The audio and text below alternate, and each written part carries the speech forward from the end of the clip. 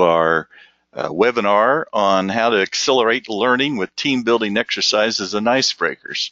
So it's so good to see many of you joining the call today. Many of you I've known for many years as friends and clients. And today, hopefully, if you can't see my slides or you're having trouble with something, just send me a little text message on that right-hand box.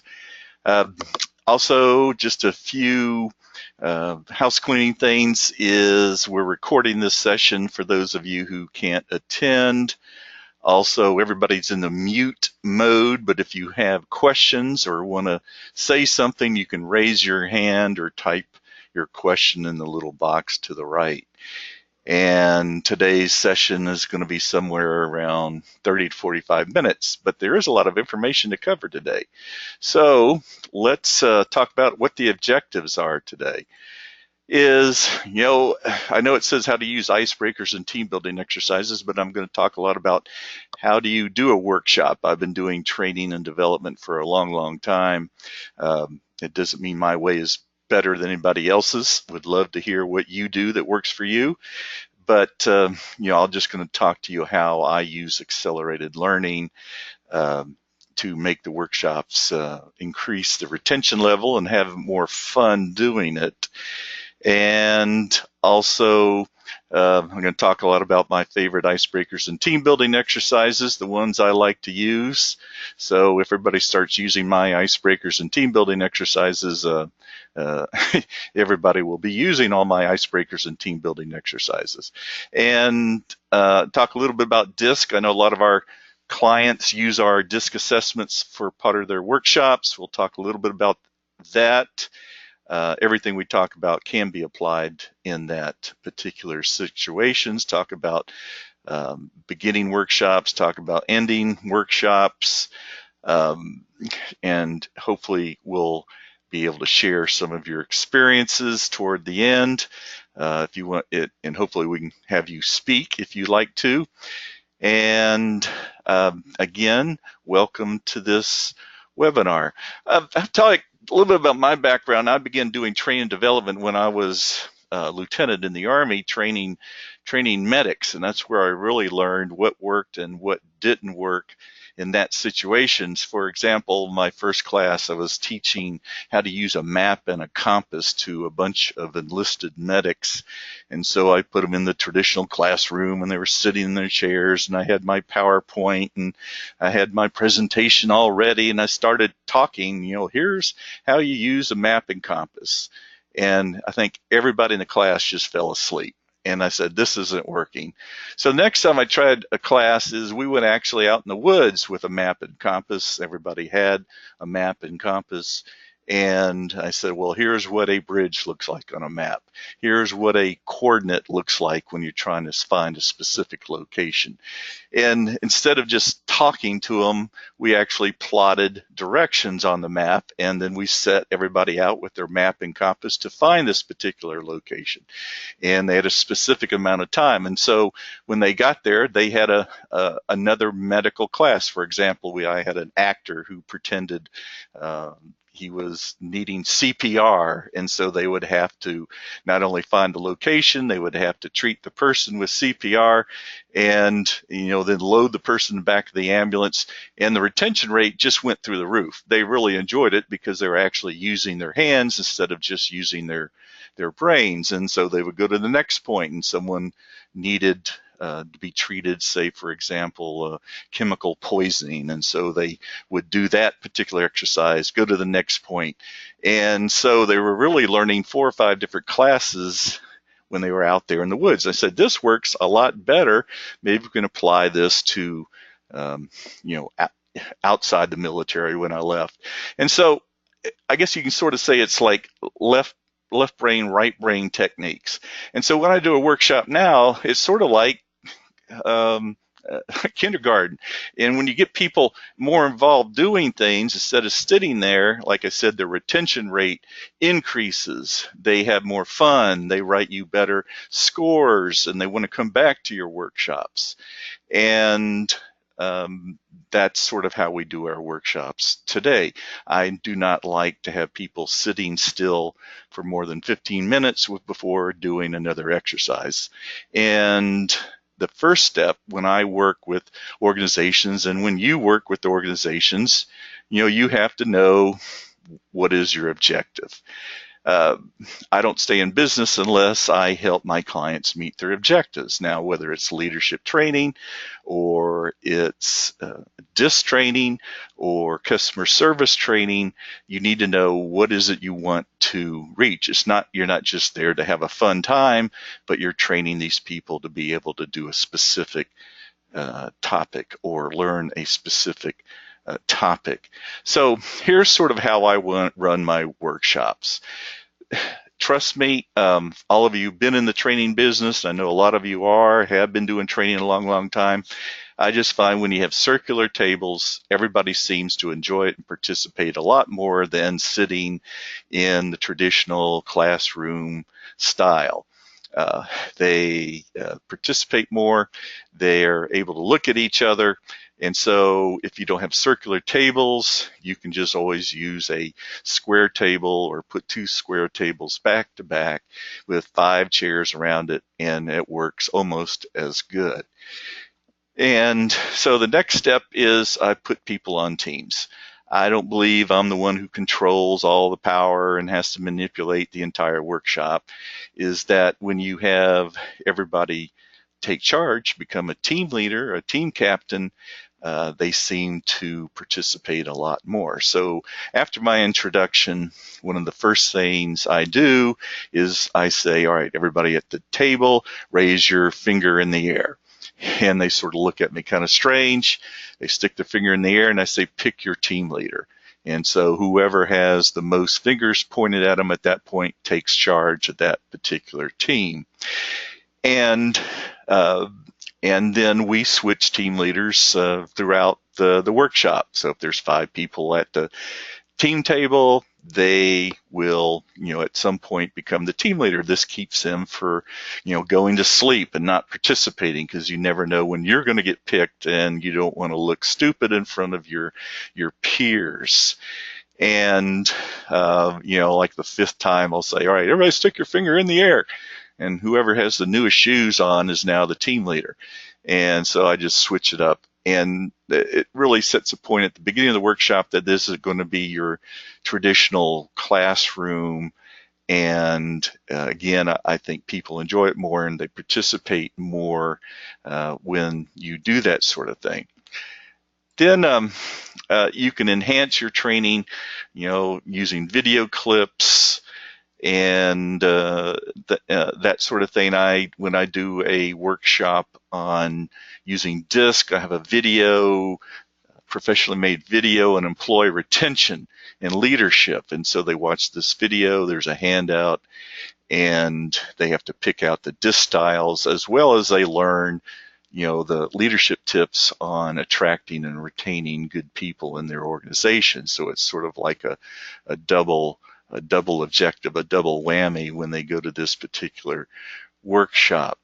And when you're using DISC and you're trying to illustrate what a D looks like, or an I looks like, or an S looks like, then having video clips sometimes helps people recognize those behavioral styles of those particular factors. And then role plays is always beneficial. You want to be careful who you pick out to do your role plays, because some people will get sick to their stomach if they have to stand in front of people. So you might want to pick out participants before the workshop and make sure they don't have a problem. There's always going to be theatrical people in your workshop who enjoy doing that, and then you have the opposite problem. You got to calm them down and slow them down, and because they'll want to do Shakespeare for the class. You can also do that if you're doing a DISC class. You can pick out those people with their DISC report who tend to be more theatrical. It's usually the high I's, and prepare them a particular role for whatever the topic or objective you're trying to cover during the workshop. And then case studies are always helpful. for those people maybe a little bit more analytical who need more time to research and study, you can pass those out. We have a lot of those with our workshop resources kit that you can just duplicate and give out to people as well. And then we talk about endings, to the workshop. I always believe having some kind of action plan at the end, and we'll talk a little bit more about that as we go forward here. And then, using disc reports is really popular. Like I said, there's a lot of people on the call today who use these reports in their workshops. It's a very easy tool to use to improve communication and teamwork. People take the report online, they bring the report to the workshop, they learn about the different styles. It's just an easy peasy process to put a workshop around. And for those of you who've been through our training, you should have already heard that, we do have outlines on these disc workshops already on the members only website that you can download, as well as other icebreakers and exercises there that you can have access to. If you forgot the password, just email me and I'll let you know what that is. Now, just sort of an update for those people using DISC. We have a new report called the Team Facilitator report that where you can summarize everybody's report into one report for yourself, showing you how many, coordinators and persuaders you have, what gaps may exist in the company or the team that you're working for. And the other really neat thing that we like is when you run the facilitator report, you can print everybody a name badge with their DISC score or a name tent with their DISC score. And you just need to have a little heavy duty paper and a color inkjet, and you can print those off before you have the workshop. You can see a full report on the website if you're interested in that. Also, another beginning, when you're using the DISC report, sometimes people come to the workshop and they're a little anxious. They don't want anybody to see the report. They might think, something's dysfunctional about me, or people won't like me or something. And so this page, which is usually page 5 of the report, talking about value to the organization, and the value to the organization is always a happy page. There's nothing negative here. It talks about a person's positive traits, and they can show this page to each other at their table, which may relieve any anxiety in sharing the report. Because obviously with the DISC report, you don't want to just put it in your drawer. You want all your colleagues, your managers, to understand what value you bring to the organization. And sometimes that's very important to know. And then you can go into more deeper in the information that the DISC reports provide. One of the exercises we use is called the 4-corner exercise.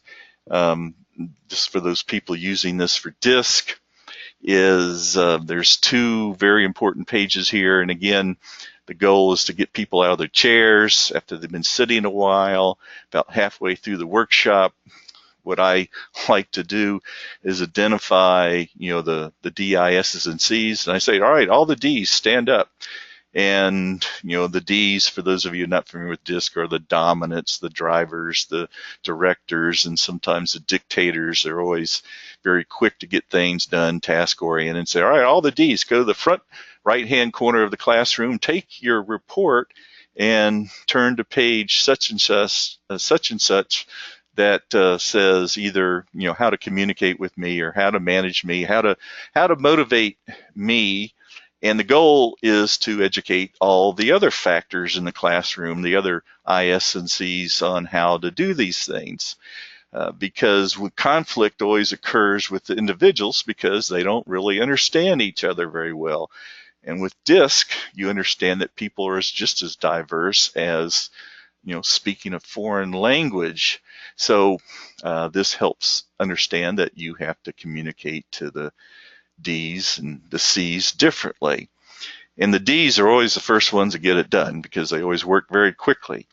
And so they go to their corner, all the I's go to their corner. If you know about I's, I stands for influencer, all the enthusiastic talkers and communicators, they go to their corner and they usually forget what you ask them to do. They're always talking, socializing. You keep reminding them, hey, we only got a few more minutes to do this exercise, you high I's. And the S's and C's are usually more analytical. They like to follow rules. They like structure, and they always do everything, very precisely, and they vote on everything. And so they look at, keys to motivating, and they're supposed to come up with a list of items that is true with all those people in their respective four corners. And when the exercise is over, they pick a spokesperson and tell, here's how to motivate, me, the S's and the C's.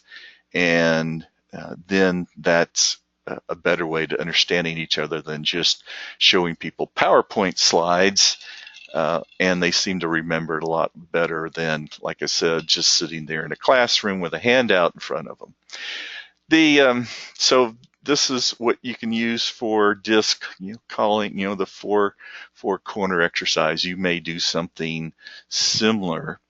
So let's talk about a few endings. Again, you want to have your objectives clear on what you're trying to accomplish.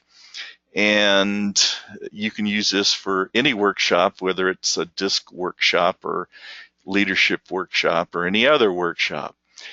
And so there's usually 3 questions that I will put out there toward the end of the workshop. And I usually do this after covering the page on areas for improvement with their DISC report. And, if we're just focusing on this one particular page, there's an action plan in your report, and they come up with fill in the blanks on the action plan on how I'm going to improve myself personally, how I'm going to improve myself professionally. And so you can do a little individual conclusion, an individual action plan. And then if you're just looking at the organization in whole, these are 3 questions that you might want to ask people, because what happens is I'm sure you well know, you do your workshop or you do your training program and the class is over and everybody forgets what they accomplished in the workshop and go back doing what they've been doing all along that you're trying to change. So you have to build in some kind of reinforcement process, or I don't want to say you've wasted your time, but because we're so busy today, it's so easy for everything we talk about new to get washed over with the tyranny of urgency that we face from day to day. So this first question, what are you going to do differently as a result of this workshop? And they can fill that out. Now you can add additional reinforcement by giving everybody a 3x5 card and write down what they're going to do differently, and then hand the 3x5 card to their buddy and ask them to remind them, 15, 20, 30 days later if they've actually done that. You can even build more accountability if you have the person stand up and actually tell everybody in the class, what they're going to do differently. And I've really been impressed by a lot of people's honesty talking about their personal issues in front of everybody else. So I guess that whatever works for them works for everybody. Another question, if you're looking at changing the culture of an organization, for example, you're starting a new employee orientation program, and then you can have this question, what do we need to do to make a long-lasting difference in our organization and business? And, with DISC, I've had people do things, and I make them put it on flip charts. Every team gets a flip chart. They come up with their bullet lists and present it to everybody, and then I summarize it and give it to the meeting planner and then follow up with them down the road. And if, say, for example, you're doing a DISC workshop, you can say, well, how we're going to change the culture. So the disc workshop is just not a gee whiz, flash in the pan, over and done with type thing. And I've had people say, well, we're going to put our disc color dots on our name badges. Or one of them said, well, we're going to put our disc scores outside our cubicle so everybody sees our disc scores before they come in and try to talk to us. And a lot of different things. Or we need to train our managers on how to debrief our employees. And then the third question, what is the most important thing you learned today? So this is just another way to reinforce the top points that they may have learned during that workshop, and just use that as a reinforcement as part of your process.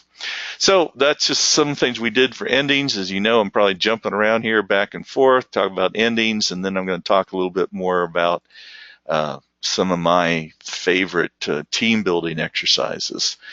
Now, all these are in one of my books. I have a blue cover icebreaker book and a green cover icebreaker book. So I'm going to talk about a few of these with the time that we have. And then I got some photographs of people actually doing some of these things. And again, so building the tallest tower, you can see this one. There's many different variations of this particular exercise. You can do it with 3x5 cards. You can do it with spaghetti and gummy bears. You can use Lincoln logs or whatever device you can use where you can create some sort of structure.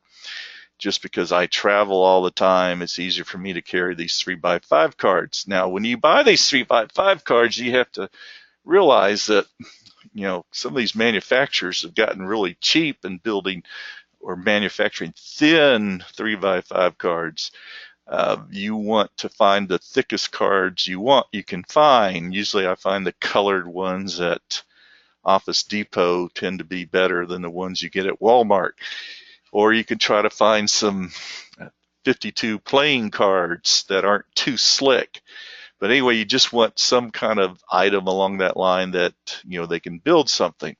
Now, building the tallest tower is a timed competitive exercise, and I like to do it maybe either right at the beginning of the workshop or toward the end of the workshop, because they're competing with the other tables to come up with the tallest tower. And the way I do it is you say, all right, ladies and gentlemen, this is a timed exercise. It's called Building the Tallest Tower. On your table, there are 50 3x5 cards wrapped with a rubber band, and I hand those cards out, and I say you have anywhere from 5, 6, 7 minutes to plan how to build the tallest tower. During this planning time, you can talk to your teammates, but you cannot bend, fold, or mutilate the cards while you're planning. Once you start building the tower, you can do whatever you want. So they can talk about it, they can simulate it, they can model it, but they can't bend the cards like this guy or this team has already done. And they're supposed to plan how they're going to do it. Now, if you're using sort of the disc profile, you can sort of see how the D's work and the I's work, and that's part of the exercise. And at the end of the time period, you say, all right, ladies and gentlemen, the time is up. I want everything on flat on your table, your hands up in the air, and your start time begins now, but you cannot talk to your teammates at this point. And you give them, depending on how much time you have, 5, 6, 7 minutes to build the tallest tower, and they can do whatever they want. Now, let me give you a warning on this exercise, because it can go crazy if you're not haven't been clear. So the first time I said, I want you to build the tallest tower, and I handed them the 50 playing cards or the 50 3x5 cards, and I had teams start stacking chairs on the table and tables on tables and lying these cards out on the floor saying, "Hey, here's my tallest tower," and it was, cards lined up on the floor. I had people touching the ceiling holding 1 3x5 card, and then I had people like these guys doing the traditional way, and realized I wasn't clear in my instructions. Now you can do that and pick a winner, or you're going to end up making people mad because you weren't clear in the instructions. Or you can say, you can only use these 3x5 cards. You cannot use anything else on your table, et cetera, whatever works for you, because you will quickly lose control of these people if you're not clear, which, is part of fun too. And so, this is usually what most people do in a traditional fashion. But there's no rules, there's no right way, there's no wrong way, and that tower has to be able to stand for 2 minutes once the time is up. So I've seen a lot of interesting variations in the years. Then the other one, Alphabet Bingo, is called, and it's also sort of a time competitive exercise. You can do this at the end of the workshop. It's sort of an upbeat.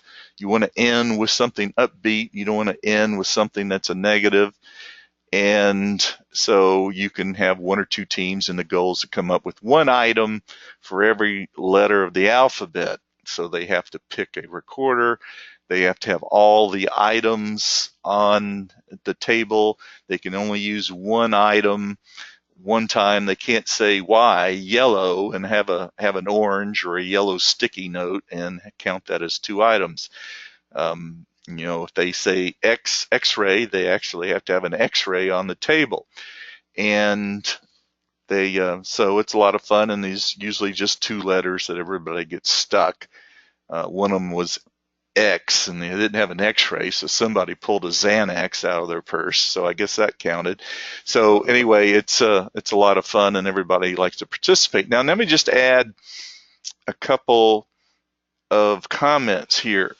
You have to know your audience and pick the right icebreaker or team building exercise to go with your audience. If you're working with a group of engineers or serious type of IT people who don't like to participate or talk to each other, then some of these are exercises going to throw them in a tizzy. So you have to pick the appropriate exercise for the type of people you're working with. The most fun people I like to work with is human resources, and so those folks are always a lot of fun. Like I said, IT people are pretty serious, so you have to pick a serious, more analytical exercise, or not have as many exercises with folks like that. The other one I did is called sort of the Terrace Toxic popcorn exercise, and there's several variations. I'll show you some photographs about that here shortly. The paper tearing exercise, again, is a pretty simple one. It's supposed to illustrate the importance of providing accurate information and directions to people, and you have everybody hold up a piece of 8.5 by 11 paper. They close their eyes, and you give them instructions, and you say things like, well, I want you to fold the paper in half, and then fold it in half again, and then I want you to tear off the left hand corner, and I want you to fold the bottom to the top and tear the right hand corner. And even though you think your directions are easy to follow, at the end of it you say, all right, everybody open your eyes and unfold your paper, and everybody has some sort of different pattern. And you say, well, how in the world did you come up with a different pattern? Well, you didn't give the right instructions. So you can take that exercise and tie it into whatever you're teaching about directions and communications. So I said this one video I use, you can buy it online, called Keeping the Good Ones. It's a good film for leadership, communication, and employee retention, as well as as I said earlier about, disc class. It's not a cheap video, but it's a really, really good one. So those are some of the ones that I use. So let's move on and talk about openings. Again, when we do a workshop, I said you need to know your audience. You always have an opening icebreaker, and the length of the icebreaker depends on how well each member knows each other. So if you have a group of people that flew in at the resort, and don't know each other but work in the same company, you might have a longer type exercise in the beginning. And this one's called the team chart. And there's 5 things we do. And my workshop, the old-fashioned way, I write on a flip chart paper on what the team chart is to consist of. And it's usually you have to come up with a team name, team logo, a team slogan, a team song, and then you have to list on the team chart one strength everyone brings to that particular team. Now, if they don't know each other, and you got Mary from Seattle and you have John from Orlando, you want to make sure everybody knows each other, because if people don't know each other in your workshop, it's sort of stiff and they don't feel comfortable and they don't learn as much because they feel uncomfortable. So you can say, I want you to do these 5 things. You can be vague or you can be specific. You can give them flip chart paper like these folks got, and they start designing their flip chart paper. Now, I've worked with a lot of stiff people and creative people. I've had people come up there and sing their song. I had one lady who was an opera singer, and she sang opera for her team song. And so again, you never know what people are going to do, but you don't want to be so regimental when you're working with people that there's no creativity or innovation in the process. To me, that's the best part of it, how original, how creative they can come up with. And then if you want to judge the most creative group, you can do that as well. But judging sometimes is a negative for people. And so that's one exercise we do in the beginning of the workshop. This other one, as I talked about, is a lot of fun, but it does require a lot of equipment, and you can do it with almost any age group. It's, I call it the terrace toxic popcorn contamination exercise. And I just found a website that sells all the equipment, and I have that. You can, on the last slide, you can click on the link and find that website that sells it, or you can just come up with the materials yourself. Now, what you do is you send people off to lunch or a break. It takes like an 18-20 foot circle, and so when they come back from lunch or a break, you have it all set up. And what I use is just like a rope, and have a circle on the floor of the meeting room. And then I have 2 cans, and I use 2 coffee cans. But now, if you can buy the stuff, it's a lot easier than you going out and trying to find this the night before your workshop. And then I just put a bunch of materials outside the circle, and maybe 2 broomsticks or dowels that are like 20 inches long, or a broom that you cut in half. And then I have like a bicycle tube and string and clothespins, just a lot of miscellaneous stuff. And some of it, you don't use, but they have to go through a process on how they're going to move these 2 cans together and transfer the material. I have popcorn. This group uses tennis balls and 5-gallon paint cans from Home Depot or something. But you give them the exercise. They say, well, some terrorists have come in the room while you were at lunch, and they have contaminated this circle. The goal is to decontaminate the material, but your body parts cannot cross this line. It's like a cone of negative toxic energy from the floor to the ceiling of the classroom. So I want you to come up with your process on how you're going to transfer the contaminated material to the decontaminated material. Now, if you drop any of this material or spill material, the whole classroom will blow up. And so the D's are just itching to get, I know what I'm going to do. And they're the first ones to cross that circle with their finger pointing at something, and then they've been expelled from the exercise. They've been kicked out because the contamination has eliminated them, and they get all mad and they're sitting outside, and then the S's and C's eyes are there, and someone always will cross that and forget the rules, and they have to be disqualified and put out, and you end up with the analytical people coming up with the solution of the exercise. And so this could take 30 minutes, so you have to make sure you have ample time to do that. But like I said, every age group enjoys it when they do it. And again, I think the materials you can buy from Trainer's Warehouse. Again, the link is on the last slide, and I'll send everybody the slides, probably today or tomorrow. All right, so that's called the Terrace Toxic Decontamination Exercise.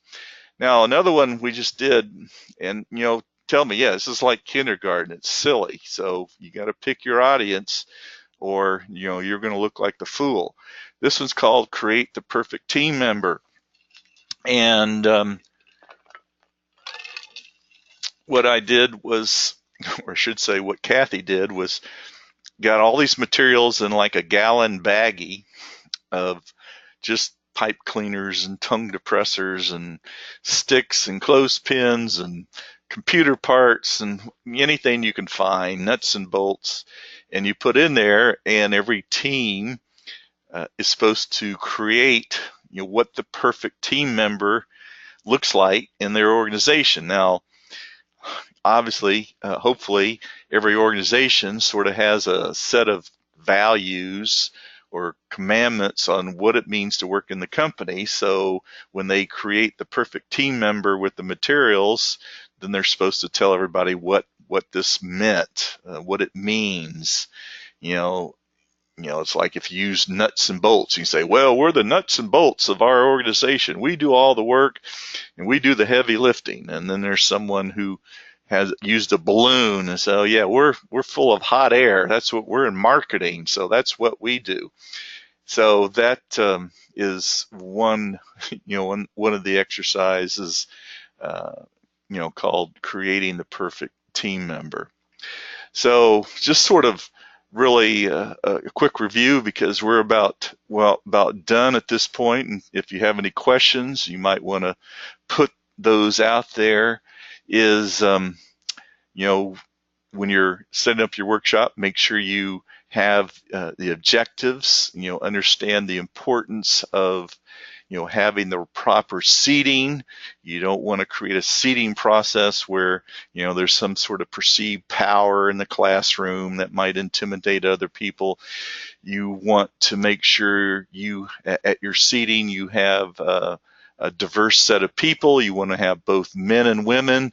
Don't have all the negative people sitting in the back of the classroom trying to sabotage the attitude of everybody else.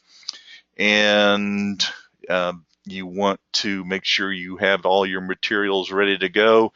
I always show up at least an hour in advance to make sure everything is set up properly, because I want to make sure things start on time and end on time, and that's part of being a professional in my book. Again, plan out the various exercises that you want to have in your workshop. Make sure you pick the right exercise for the type of people you're working with, and sort of just to give you an ending story here, is I was in Washington, D.C. doing a workshop for a federal agency, and usually when I do a workshop, I sort of do a lot of homework. I don't sort of, I really do homework. I want to know the people. I want to know who's the class clowns, who's the people you can joke with, who's the serious people, who's the who you might have some difficulty with. And so I thought I did a good job, and I was in the hotel the night before, and then I get this text on my phone about 8 o'clock at night from the meeting planner, who was also the director of this organization. And she said, "Oh, by the way, I forgot to tell you, but there's one guy that's going to be in your class who's very disruptive." And I'm like, "Great." And then she says, "If he's disruptive, I'm going to ask him, to leave." And I'm like, "Holy God, what are we talking about? A police escort or something? Is he going to be that disruptive?" And so I went to the class, there an hour early, and here's this one gentleman sitting in the classroom an hour early. And I'm just saying, this has got to be him. And so I find the best way to disarm anybody who might be disruptive is become their friend. And so I walk up to him, stick my hand out, and say, "Hey, how are you doing? I'm Greg Smith." And he says, "Well, I'm Bob." And I said, "Yep, that's him." And we talked for about 5-10 minutes, and tells me about his job. And I find out he's been with this organization 20 years. And for the life of me, I'm saying, well, how can this guy be disruptive? But you never know. So the workshop starts, and participating. And Bob is the most participative guy in the whole class. I mean, he made my job so much easier, and I'm just trying to figure out, why did she think he was going to be so disruptive she was going to have to remove him? So maybe I'm, disarmed him, or I'm, made him my friend, and he didn't think I was, the usual, consultant from the outside who doesn't know what he's talking about. But anyway, you want to make sure you do your homework in advance, and try not to get caught off guard when you do these things. So anyway, let me see. There's a few things I want to cover here. Resources. So Trainer's Warehouse, you can just click on this link on your slides, take you there for that toxic decontamination exercise. Pinterest, on my Pinterest site, I have several places that have all these other icebreakers and team building exercises from around the world that I've collected. And again, if you want to know more about our online assessments, like the DISC report, or the emotional intelligence report, or the customer service report, contact us offline. We'll be glad to answer your questions. I talked about the Facilitator team report. That's a new report out there for those of you who have online IDS accounts. And you can also go to our website and see other materials that you can purchase for workshops and that sort of thing. My expertise is talent management. I mean, in addition to doing DISC workshops, I do employee retention training and leadership training, customer service training, or we have people who do those kind of things if you need that. Also, we just created a DISC workshop resource kit. Just came out this month, which has editable PowerPoint slides, handouts, articles, the icebreaker books, and other things you can use. So if you're just worried about putting on your DISC workshop, there's enough materials to cover 30-35 people. That's available. It's on sale till the end of the month. Our different reports available are listed here. And again, if you need more information, just let us know. So we're just about out of time here, and I just want to tell you I appreciate you attending the workshop today, and I hope that you have a few new ideas to incorporate in your training process. And other than that, I guess I can say thank you for attending, and remember to chart your course. So have a great day.